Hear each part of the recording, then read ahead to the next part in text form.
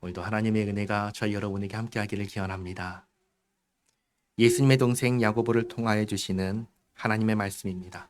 벌써 우리가 7주 동안 야고보서를 살펴보고 있는데 우리에게 하시는 하나님의 말씀을 자세히 가만히 살펴보면은 분명히 이 사람은 자신을 예수 믿는 사람이라고 고백합니다. 고백이 분명히 있어요. 그런데 삶이 없습니다. 이 문제를 두고 하시는 말씀이 야고보서의 말씀입니다.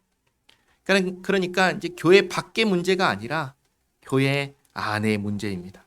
예수님을 믿지 않는 문제가 아니라 예수님을 믿는데 왜 예수님을 믿지 않는 사람처럼 사느냐는 겁니다. 그래서 야고보서를 전체를 관통하는 딱 한 가지 핵심이 있다면 그게 뭐냐? 뭐죠? 행함이 없는 믿음은 죽은 믿음이다. 행함이 없는 믿음은 죽은 믿음이다. 오늘 5장 말씀도 보시면 이렇게 시작합니다. 들으라 부한 자들아 너희에게 임할 고생으로 말미암아 울고 통곡하라. 먼저 이 말씀 누구에게 하시는 말씀일까요? 부한 자들이죠. 부한 자들입니다. 많은 소유를 가진 사람들, 부자들에게 하시는 말씀입니다. 그런데 이게 중요합니다. 부한 자들인데 이들이 어디에 있는 부한 자들인가요? 교회 밖에 있는 부한 자들인가요? 아니면 교회 안에 있는 부한 자들인가요? 교회 안에 있는 부한 자들입니다. 이 말씀은 세상 사람들에게 하시는 말씀이 아니에요. 교회 안에 있는 부한 자들에게 하시는 말씀입니다. 그런데 교회 안에 있는 부한 자들에게 무슨 일이 일어날 거라고 하십니까? 고생이 임할 거라고 하십니다. 고생이 임할 거니까 울고 통곡하라 하십니다. 그리고 이어지는 2절을 보시면 너희 재물은 썩었다. 너희 옷은 좀먹었다. 너희 금과 은은 녹이 슬었다. 이 녹이 너희에게 증거가 되며 불같이 너희 살을 먹으리라. 부자들이 가진 소유 때문에 고생이 임하는 겁니다. 그러면 우리가 먼저 확인해야 될 것이 한 가지가 있습니다. 이 말씀은 그러니까 부자가 되면 안 된다. 그 말씀을 하시는 걸까요? 그렇게 생각할 수도 있습니다. 왜냐하면 예수님께서 하신 말씀 가운데 이런 말씀이 있어요.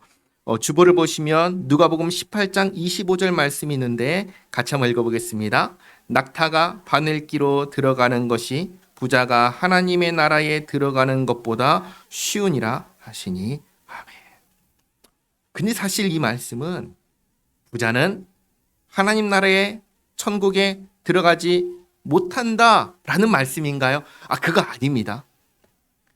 만약에 부자는 천국에 들어가지 못한다라고 하셨다면 성경에 나온 부자들, 예를 들면 아브라함, 천국에 못 갔다는 말이 됩니다. 또 예수님 십자가에서 죽으신 예수님의 시신을 걷어서 장사 지낸 부자 누구죠? 아리마대 부자 요셉도 천국에 못 간다는 말이 됩니다. 말이 되나요? 안 되지요. 그러면 한번 생각해 보시기 바랍니다. 천국에는 누가 가지요? 누가 천국에 들어가나요? 아니 반대로 누가 천국에 못 들어가는지를 먼저 한번 생각해 보시기 바랍니다. 부자가 못 들어가나요? 아니면 죄인이 못 들어가나요? 죄인이 못 들어갑니다. 그렇죠? 자, 그러면 우리는 죄인입니까? 의인입니까? 우리는 죄인입니다. 우리는 매일같이 죄를 범하며 살고 있습니다. 이미 지난 과거에 살았던 시간을 돌아볼 때 그때에도 범한 죄가 헤아릴 수 없을 정도로 많습니다.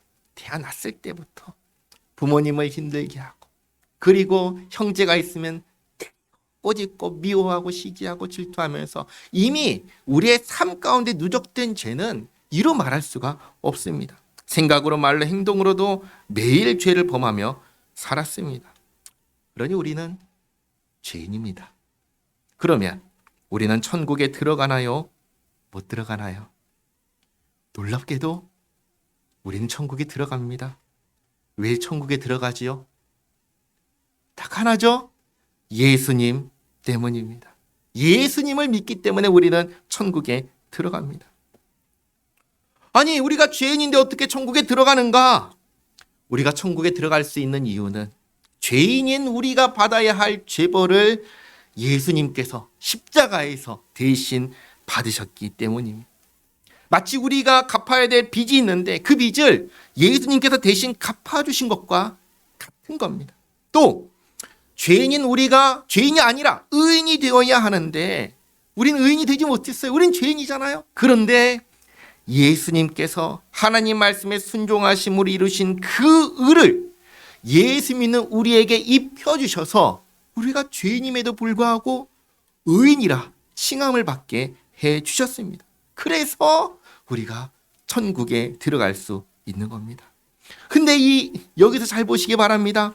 내가 천국에 들어갈 자격, 내가 해서 얻어낸 자격이 단 한 가지라도 있나요? 없습니다. 전부 다 누가 해주셨어요? 예수님께서 다 해주셨습니다. 우리는 어떻게 천국에 들어가요? 그 예수님을 믿고 의지하여 천국에 들어갑니다. 부자라서 못 들어가는 것 아니고, 가난하면 그러면 들어가는 거냐? 그것도 아닌 겁니다. 그러면 예수님께서는 왜 누가복음에서 부자는 천국에 들어가는 것이 들어갈 수 없다가 아니라 왜 천국에 들어가는 것이 어렵다고 하셨을까요? 그 이유는 예수님을 믿고 의지해야 되는데 그러지 않고 자신의 소유, 재물을 의지하기가 쉽기 때문입니다. 한번 생각해 보시기 바랍니다. 가난한 사람들, 믿을 수 있는 거, 의지할 수 있는 게 뭐가 있나요? 가난한 사람들이 뭐가 있나요? 아무것도 없습니다. 있다면 뭐밖에 없어요? 주님밖에 없지요. 예수님 없으면 못 삽니다. 예수님밖에 의지할 데가 없습니다. 그런데 부한자들, 부자들은 어떻습니까? 내가 가진 것만으로도, 돈과 인맥과 권력만으로도 이 세상의 많은 문제들 해결할 수 있어요, 없어요? 해결할 수 있습니다. 예수님을 의지하는 것보다 내가 가진 것을 의지하는 게 100배, 1000배 더 쉬운 겁니다. 그러다 보니까 이런 말을 하죠. 예수님을 왜 믿냐? 나는 나를 믿겠다. 내 힘을 믿겠다가 되는 겁니다. 그래서 부자가 천국에 들어가는 것이 어렵다라고 하신 겁니다. 자, 그럼 오늘 본문으로 다시 돌아와서 왜 이 교회 안에 있는 예수 믿는 부자들은 자기가 가진 것 때문에 왜 고생하게 되는 걸까요? 그 이유를 이렇게 가르쳐 주십니다. 3절을 보시면 너희가 말세에, 말세는 언제죠? 마지막 때죠. 이제 주님의 심판, 주님의 재림과 심판이 얼마 남지 않았습니다.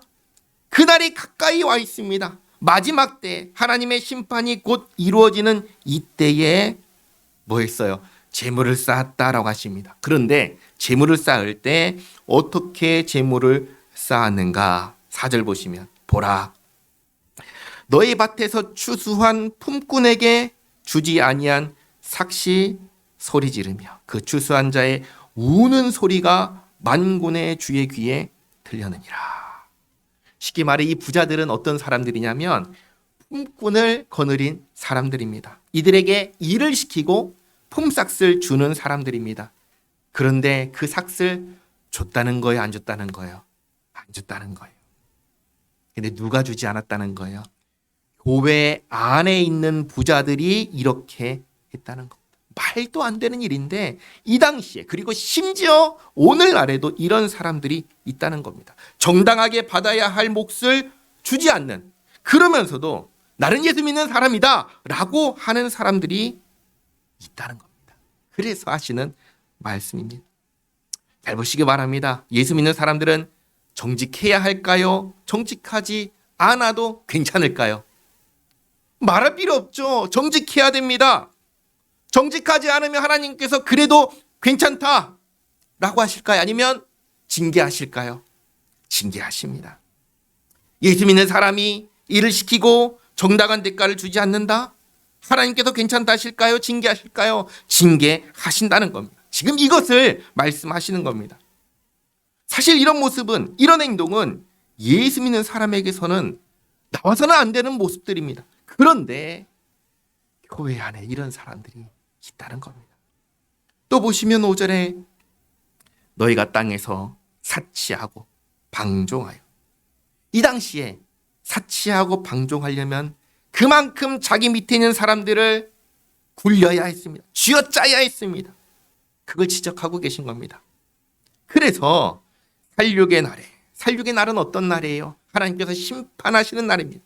그러니까 3절에서 말세라고 하신 것과 살육의 날이라고 하신 것은 같은 의미입니다. 하나님께서 곧 심판하실 것인데 그날에 너희 마음을 살찌게 하였도다. 벌받기 딱 좋게 만들었다는 겁니다.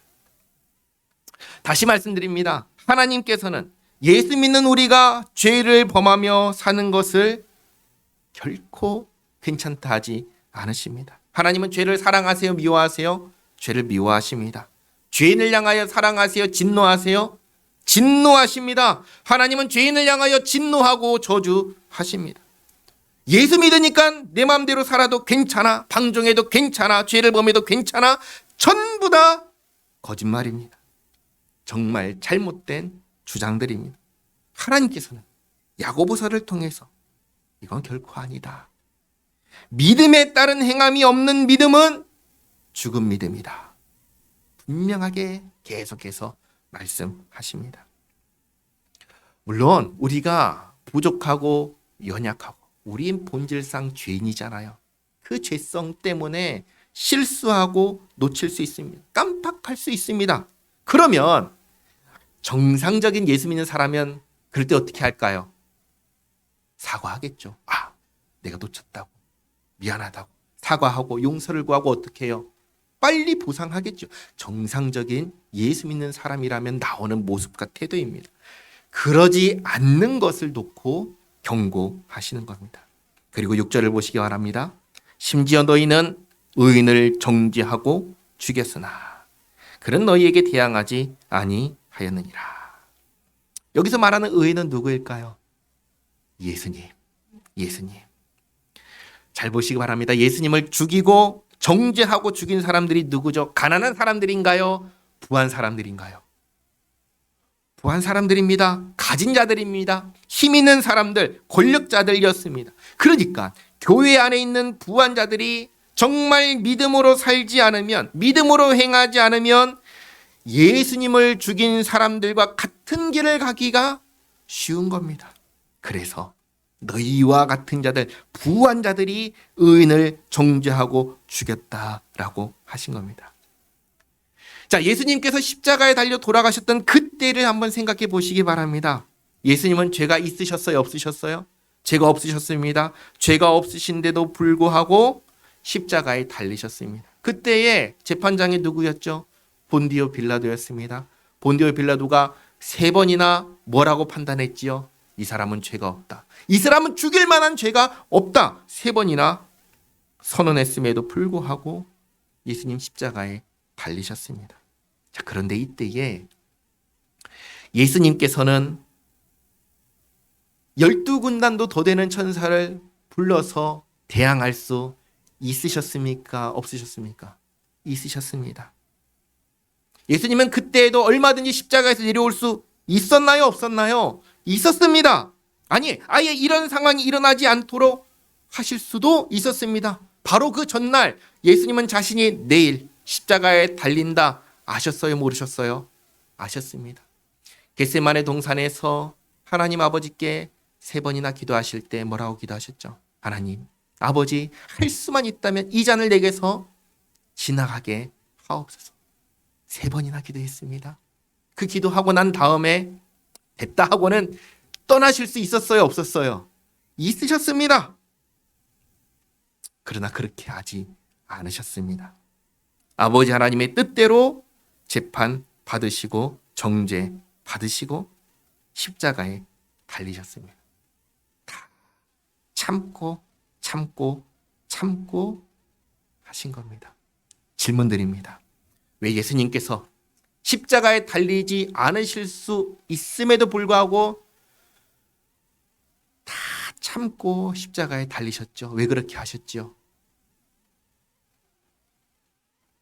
나를 구원하기 위해서. 그렇죠? 나를 구원하기 위해서.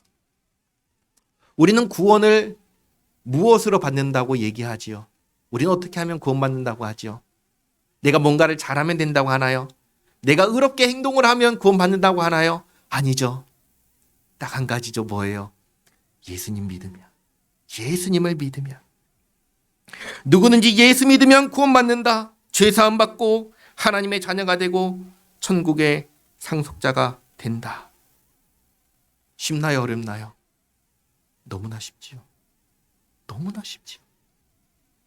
그냥 믿으면 된다고 하십니다. 성경도 하나님께서도 그냥 믿으라고 하십니다. 다른 건 요구하지 않으십니다. 우리의 구원을 위해서 누구와 같은 믿음을 가지라고 하시죠?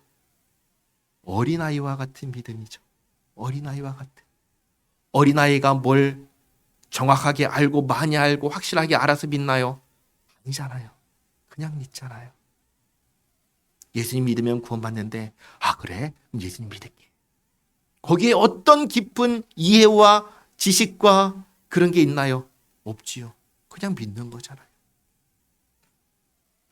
그런데 이 구원을 위해서 예수님께서 이렇게 참고 또 참으셨다는 것을 놓쳐서는 안 됩니다.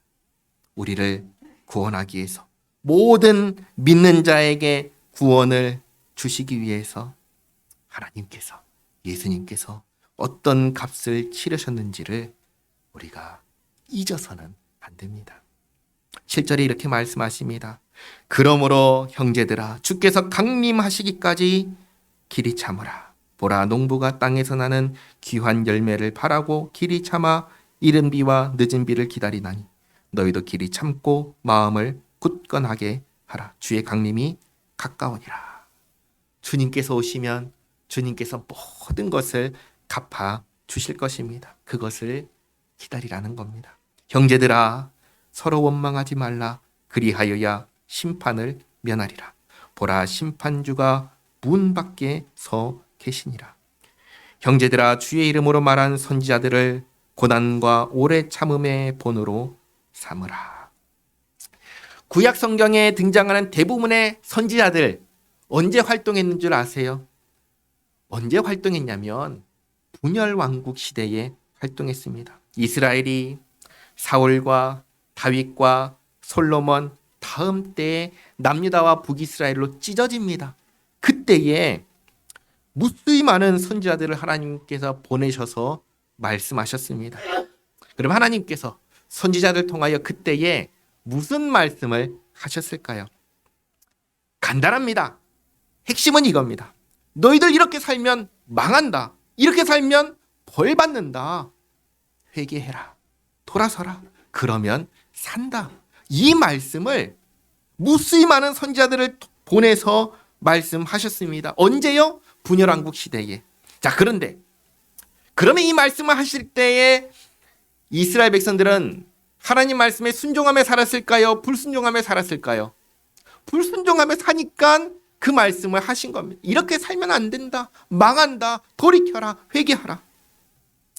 자, 그러면 이 말씀을 선지자를 통해서 말씀하셨을 때 백성들은 선지자를 통하여 하시는 하나님 말씀에 귀를 기울여 듣고 회개했을까요? 아니면 무시했을까요? 무시했습니다. 하나님 말씀을 전하는 선지자들 괴롭혔습니다. 말도 못하게 입을 틀어막고 때리고 심지어 죽이기까지 했습니다. 그러면 선지자들이 힘들다. 나 하지 않을란다. 나 하나님 말씀 전하지 않을란다. 라고 했을까요? 아니면 그럼에도 불구하고 참고 참으며 하나님 말씀을 전했을까요? 자기에게 주어진 그 역할을 끝까지 감당했습니다. 그 대표적인 선지자가 누군 줄 아세요? 예레미야. 선지자 예레미야입니다. 여러분 선지자 예레미야서를 읽으면 예레미야가 뭘 보고 있냐면 자기는 지금 남유다에 살고 있거든요. 근데 남유다가 멸망할 날이 시시각각 다가오는 것을 보고 있습니다. 하나님 말씀은 듣고 있죠. 정세는 지금 기울여가고 있죠. 이것을 눈으로 보고 있습니다. 이렇게 살면 망한다라는 말이 누구보다 더 절실하게 터져나오는 사람이 예레미야입니다. 시시각각 나라가 망해가는 것을 보면서 이렇게 살면 망한다, 이렇게 살지 말아라, 회개하라, 하나님께 돌아와라, 그러면 산다, 하나님께 살려주신다, 그걸 전해요. 피토하는 심정으로 전하는데 사람들이 들어요, 안 들어요? 안 됐습니다. 예레미야를 가만두지 않습니다. 때리고 옥에 가두고 진흙탕으로 된 구덩이에 던져서 죽이려고 그렇게 모진 핍박을 합니다. 그래도 끝까지 포기하지 않고 말씀을 전하는 선지자로 살아갑니다. 그것처럼 오늘날 예수 믿는 사람들도 그렇게 참으며 살아가라는 겁니다. 근데 여기서 오해할 수 있기 때문에 한 가지 말씀을 드립니다. 이 참으라는 말은 상대방을 봐주라는 말이 아니에요. 오해를 그렇게 하시면 안 됩니다. 상대방을 봐주라는 게 아니라 예수 믿는 사람답게 사는 것을 포기하지 말라는 거예요. 선지자로서 자기의 삶을 끝까지 살아냈던 것처럼, 온갖 고난과 핍박을 당해도 끝까지 선지자로서 살아갔던 것처럼, 예수 믿는 사람도 그렇게 자기에게 주어지는 모든 고난을 견디면서 신자답게 끝까지 살아가라고 하는 겁니다. 11절 말씀도 똑같습니다. 보라, 인내하는 자를 우리가 복되다 하나니 너희가 욥의 인내를 들었고 주께서 주신 결말을 보았거니와 주는 가장 자비하시고 긍휼히 여기시는 이시니라. 욥이 나오죠. 욥은 어떤 사람이지요? 구약 성경을 통틀어서 하나님께서, 아니 구약 성경이 뭐예요? 성경 전체를 통틀어서 하나님께서 사탄에게 자랑하신 유일한 사람이 바로 이 욥입니다. 이 사람은 의인이다. 지상에 이 사람같이 하나님을 경외하는 사람이 없다. 사탄에게 자랑하신 유일한 한 사람이 욥입니다. 그런데 이 욥은 평생을 편안하게 살았나요? 그렇지 않았습니다.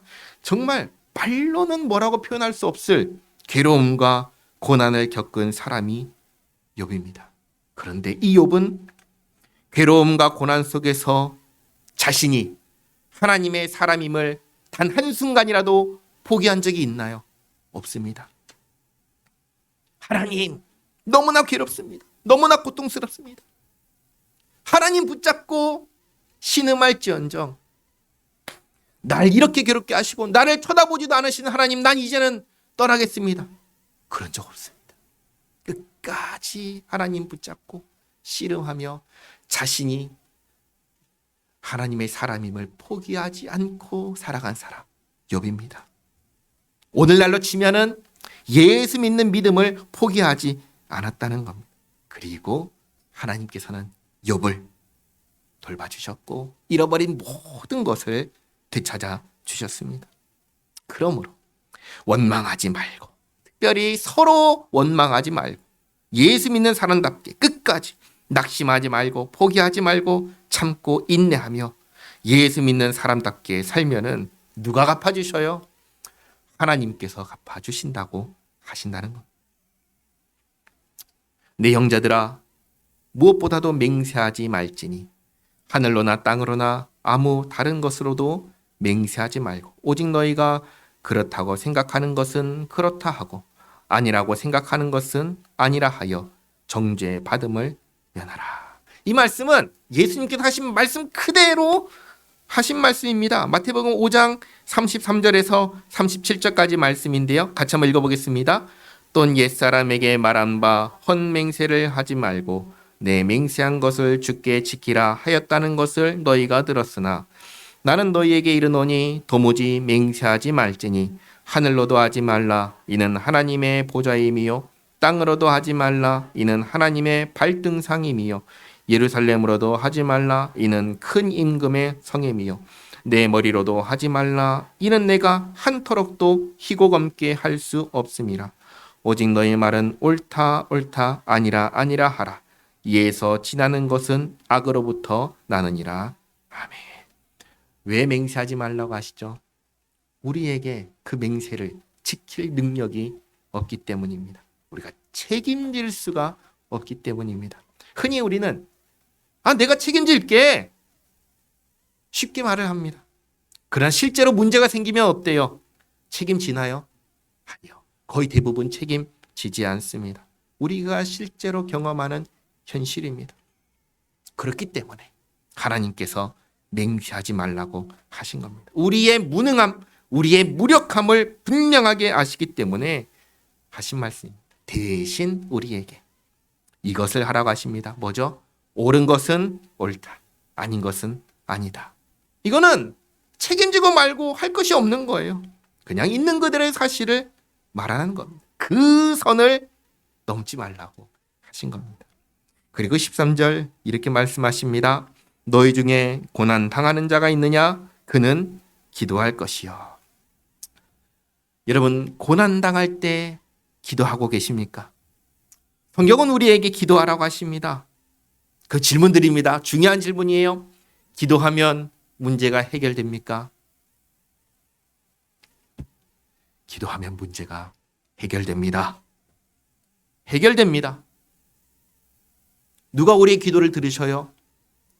하나님께서 우리의 기도를 들으십니다. 하나님께서 우리의 기도를 들으시고 고난 가운데 지켜주십니다. 고난을 견디게 하시고 마침내는 이기게 하십니다.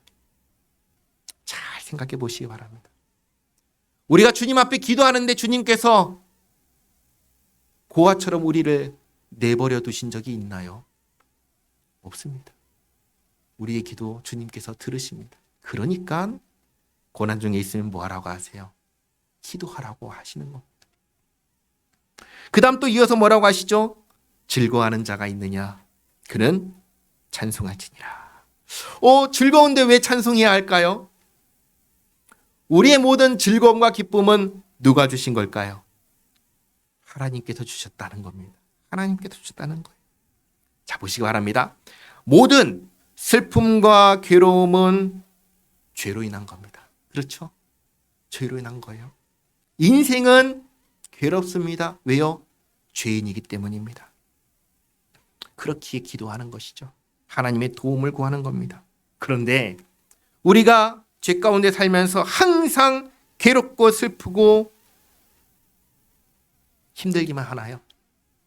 때로는 기쁨과 즐거움이 있지요. 어떻게 그럴 수가 있어요? 하나님께서 기쁨과 즐거움을 주시는 겁니다. 하나님께서 주지 않으시면 우리는 기뻐할 수도 즐거워할 수도 없습니다. 하나님께서 우리에게 아무것도 주지 않는 곳이 있습니다. 그곳이 어딘 줄 아세요? 지옥입니다. 지옥이에요. 지옥은 누가 가요? 죄인이 가는 겁니다. 지옥은 왜 가죠? 벌 받으러 갑니다. 근데 이 벌을 단순히 고통이라고만 생각하면 지옥에 대해서 다 이해하지 못한 거예요. 지옥은 어떤 곳이냐면 하나님께서 은혜를 거두신 곳이 지옥입니다. 더 이상 아무것도 베풀지 않는 곳이 지옥이에요. 목이 마른데 물이 없어요. 배가 고픈데 음식이 없어요. 더운데 그늘이 없어요. 추운데 햇빛이 없어요. 그게 지옥입니다. 우리가 예수 믿는 사람이든 믿지 않는 사람이든 생명을 가지고 지금 이 땅에 이렇게 살 수 있는 건 하나님께서 모든 사람들에게 공평하게 은혜를 베풀어 주시기 때문입니다. 이 은혜는 구원의 은혜예요? 아닙니다. 이 은혜는 구원의 은혜가 아니에요. 구원의 은혜는 누구한테 주셔요? 예수 믿는 사람에게만 주시는 겁니다. 그건 모든 사람에게 주시지 않아요. 예수 믿는 사람에게만 구원의 은혜를 베풀어 주시지 예수 믿지 않는 사람을 주님 구원하셔요? 아니요, 구원하지 않으십니다. 그 구원의 은혜 말고 예수 믿지 않는 사람들도 이 땅에 살면서 즐거울 수 있고 기쁠 수 있는 것, 하나님께서 모든 사람들에게 공평하게 베푸시는 은혜, 이것을 일반 은혜라고 합니다. 일반 은혜를 베푸시기 때문입니다. 고난 가운데 있으면 뭐라고 하셨죠? 기도하라. 기쁘고 즐거우면 뭐라고 하셨죠? 찬양하라. 왜죠? 그 기쁨을 누가 주셨어요? 하나님께서 주셨다. 그 다음 이제 14절 말씀 보시면 목사와 장로가 해야 하는 중요한 역할을 말씀하십니다.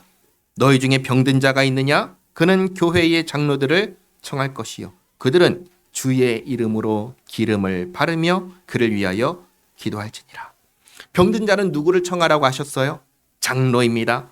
여기서 장로는 오늘날 목사와 장로를 모두 말합니다.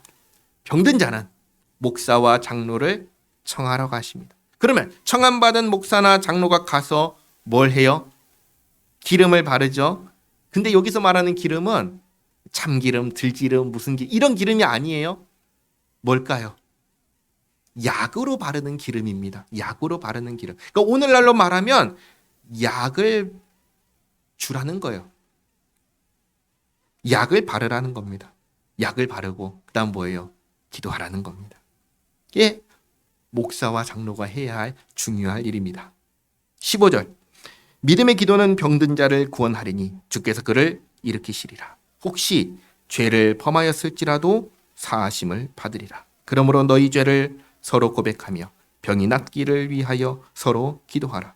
의인의 간구는 역사하는 힘이 큼이니라. 엘리야는 우리와 성정이 같은 사람이로되 그가 비가 오지 않기를 간절히 기도한즉 3년 6개월 동안 땅에 비가 오지 아니하고 다시 기도하니 하늘이 비를 주고 땅이 열매를 맺었느니라. 엘리야는 선지자입니다. 아까 선지자가 가장 많이 활동했던 때가 언제라고 했죠? 분열왕국 시대 때, 그렇죠? 엘리야도 분열왕국 시대에 활동했던 선지자입니다. 어디에서 활동했는가? 북이스라엘. 그때 다스리던 왕은 아합 왕이 선지자들을 그렇게 핍박하고 그렇게 죽일 그때에 활동했던 선지자가 엘리야입니다. 근데 놀랍게도 엘리야가 기도하니까 무슨 일이 일어났다고 해요? 비가 멈추기도 하고 내리기도 했다고 합니다. 질문 드립니다. 어떻게 이럴 수 있을까요? 엘리야가 기도했기 때문일까요? 엘리야는 우리와 똑같은 사람일까요? 아닐까요? 우리와 엘리야가 동일한 사람인가요? 아니면 엘리야는 특별한 사람인가요? 똑같은 사람입니다. 어떻게 알 수 있어요? 바로 앞에 말씀하잖아요. 17절에 엘리야는 우리와 성정이 같은 사람이로되 엘리야는 우리와 똑같은 사람이다. 엘리야는 특별한 사람이 아니다.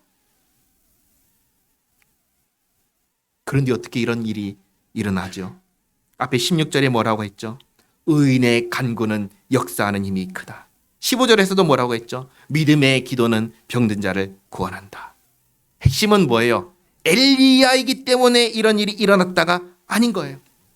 핵심은 뭐냐면 엘리야뿐만 아니라 예수 믿는 사람이 기도하면 하나님께서 들어주신다는 겁니다. 그러니까 고난 가운데, 환난 가운데 병들었을 때 뭐 하라는 거예요? 기도하라는 겁니다. 기도하라는 거예요. 예수 믿는 사람은 뭐 하는 사람입니까? 기도하는 사람입니다. 기도는 뭐예요?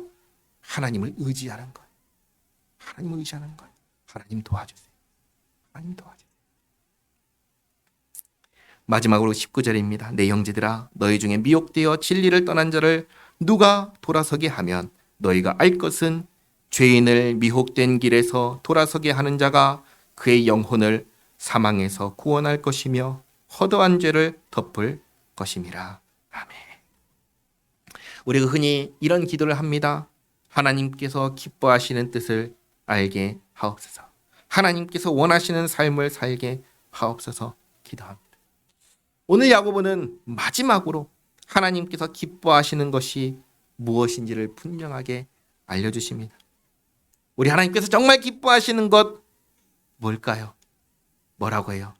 죄인이 돌이켜 회개하는 겁니다. 멸망의 길에서 떠나 생명의 길로 돌아오는 겁니다. 하나님은 이것을 기뻐하십니다.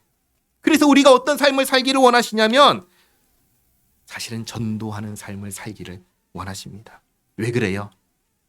복음이 전해져야지 죄인이 듣고 회개할 수 있기 때문입니다. 그래서 로마서 10장 13절에서 15절까지 말씀을 보시면 누구의 발걸음이 아름답다고 아세요? 같이 한번 읽어보겠습니다. 누구든지 주의 이름을 부르는 자는 구원을 받으리라. 그런즉 그들이 믿지 아니하는 일을 어찌 부르리요? 듣지도 못한 일을 어찌 믿으리요? 전파하는 자가 없이 어찌 들으리요? 보내심을 받지 아니하였으면 어찌 전파하리요? 기록된 바 아름답도다. 좋은 소식을 전하는 자들의 발이여 함과 같으니라. 아멘. 정말 하나님께서 기뻐하시는 삶은 복음을 전하는 삶입니다. 전도하는 삶입니다. 오늘 성경은 야고보서는 마지막으로 이것을 우리에게 가르쳐 주십니다. 오늘 말씀 정리하겠습니다. 첫째로 예수 믿는 사람들 중에 부유한 사람들에게 경고하셨습니다. 재물을 많이 가졌다는 것이 잘못이냐? 아니라 문제는 뭐예요? 그것을 의지하는 것이 문제이고 그 많은 재물을 쌓기 위해서 부정과 부패를 행하는 것이 문제다. 둘째로 예수 믿는 사람들은 예수님께서 길이 참고 구원을 이루신 것처럼 어려움과 고난 속에서 끝까지 견디며 어떻게 살아야 돼요? 예수 믿는 사람답게 살아야 된다. 그러면 항상 기억해야 되는 것이 주님께서 다시 오셔야 안 오셔요? 주님 다시 오십니다. 우리는 그게 있으니까 이렇게 사는 거예요. 그렇잖아요? 주님께서 다시 오시면 우리의 모든 눈물을 닦아주시고 우리의 모든 것을 갚아주실 것입니다. 그것을 믿고 예수 믿는 사람답게 살아가는 겁니다. 셋째로 맹세하지 말라 하셨습니다. 지키지 못할 약속, 책임지지 못할 말 하지 말라. 우리 입에서는 예 아니면 아니오가 나오면 잘하는 것이고 그러면 충분한 것입니다. 넷째로 기도하라 하셨습니다. 믿음의 기도는 뭐가 크다고 했죠? 역사하는 힘이 크다고 하셨습니다. 하나님께서 기도를 들으시고 자연도 변화시켜 주십니다. 질병도 고쳐 주십니다. 죄 사함도 받게 해 주십니다. 기도해라. 특별히 병든 자는 누구를 청해요?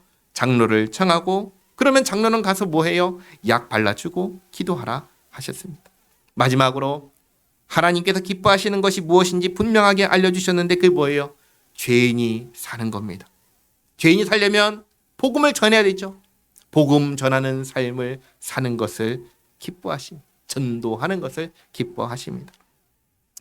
예수님께서 누가복음 15장을 보시면 세 가지 비유를 들려주시는데 전부 다 어떤 내용이냐면 잃어버린 것을 되찾는 비유입니다. 다 공통적으로 하시는 말씀이 뭔지 아세요? 하늘에서 기뻐한다. 잃어버린 것을 찾았을 때 하늘에서 기뻐하고 하나님의 천사 앞에서 기뻐하고 그러니 우리가 잔치를 벌이는 것이 마땅하지 아니하냐 그 말씀 하십니다. 예수님께서도 이 땅에 오실 때 왜 오셨어요? 죄인을 구원하기 위해서 오셨잖아요. 전도하러 왔다 하셨습니다. 제자들도 마지막에 뭐 하셨죠? 전도하라고 보내셨습니다. 오늘까지 야고보서를 읽었습니다. 야고보서를 통해서 주시는 하나님 말씀을 깊이 생각하고 예수 믿는 사람답게 믿음으로 행하며 살아가는 우리 모두가 되기를 바랍니다. 기도하겠습니다. 하나님 감사합니다. 오늘까지 8주 동안 야고보서를 통하여 하나님의 말씀을 듣게 하시니 감사합니다. 하나님 아버지, 예수님을 믿는다고 입술로 고백하지만 삶으로 살아내지 못하는 저희의 부족함과 연약함을 불쌍히 여겨 주시옵소서. 행함 없는 믿음은 죽은 믿음이라 하신 말씀을 마음에 새기고 정말 믿음으로 살게 하옵소서. 주님께서 오시면 모든 것을 갚아주실 것을 기억하며 예수 믿는 사람다운 생각과 말과 행동을 하게 하옵소서. 가진 소유를 의지하지 않게 하시고 가진 힘과 권력을 부정하게 사용하지 않게 하시고 입술로 죄를 범하지 않게 하옵소서. 늘 기도하며 주님과 동행하게 하시고 정말 주님 기뻐하시는 바를 행하며 복음을 살아내고 복음을 전하며 살아가는 저희 모두가 되게 하옵소서. 예수님의 이름으로 기도하옵나이다.